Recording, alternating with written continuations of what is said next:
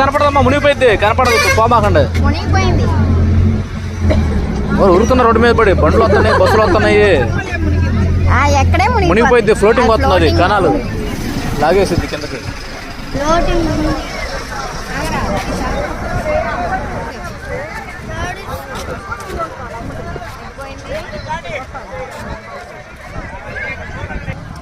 Hi friends, we completed Ganesh Nimarjan just now.